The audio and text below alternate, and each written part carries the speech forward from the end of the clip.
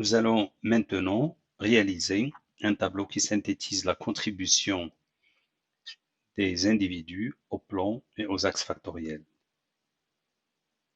Nous rappelons tout d'abord que la matrice de corrélation sigma est égale à 1 sur i, x transposé x, et que pour le premier axe factoriel, lambda 1 est égal à 1 sur i, f1 transposé f1 égale 1 sur i, sigma i égale à 1 jusqu'à i, C1i au carré, où les 1 sur i, C1i au carré constituent l'inertie de l'individu mi, expliquée ou récupérée par le premier axe factoriel.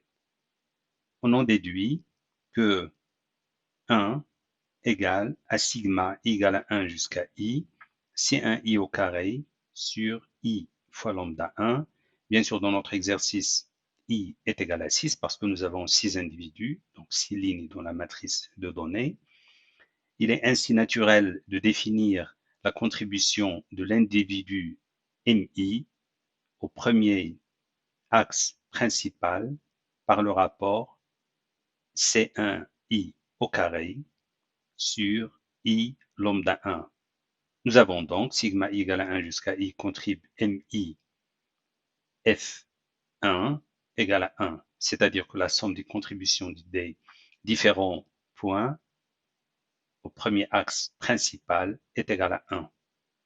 On définit de la même manière la contribution de l'individu mi au kème axe principal par contrib mi fk égale à cky au carré divisé par i fois lambda k, qui peut être encore écrite sous la forme cky au carré sur c11 au carré plus c12 au carré plus etc. jusqu'à c1i au carré.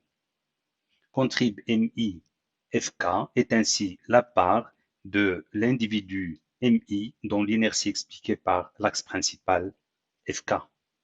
On peut aussi écrire contrib mi fk égale à cky au carré sur i lambda k égale à ohki au carré sur i lambda k, avec hki, comme dans cet exemple, désigne la projection du point mi sur le kème axe principal. On en déduit que la contribution de mi au kème axe principal est d'autant plus grande que ohki est grande en valeur absolue, c'est-à-dire que la projection de mi sur l'axe principal est la plus éloignée de l'origine du repère. Ainsi, selon cette figure, M5 a une contribution au premier axe principal plus importante que celle de M2 et que M6 a une contribution beaucoup plus importante que M1 ou M2. On considère l'exercice en cours. Les calculs permettent d'obtenir le tableau suivant, en particulier la contribution des individus aux axes et au plan factoriel. En considérant le graphique correspondant à la contribution des individus au plan factoriel, Nice et Nancy ont la contribution la plus importante pour le plan factoriel. Ensuite, Ajaccio et Toulouse. Par contre, Brest et Dunkerque ont de faibles contributions au plan factoriel.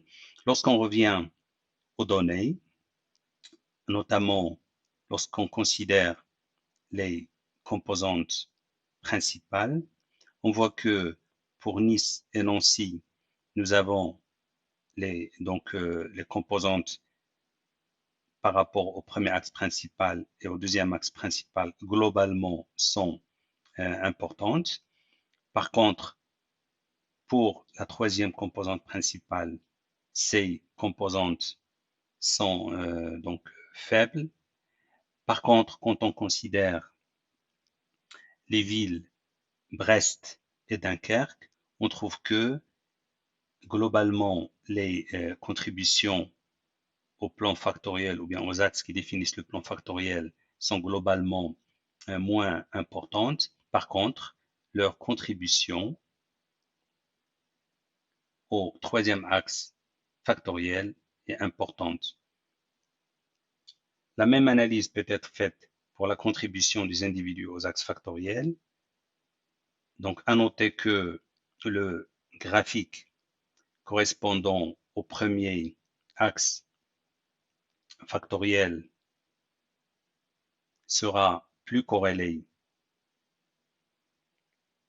d'une certaine manière avec le graphique correspondant au plan factoriel, et c'est un peu normal parce que le premier axe factoriel donc a été choisi de manière à maximiser l'inertie expliquée. Pour ce premier axe factoriel, la contribution de Nice, Nancy et puis Ajaccio est majoritaire.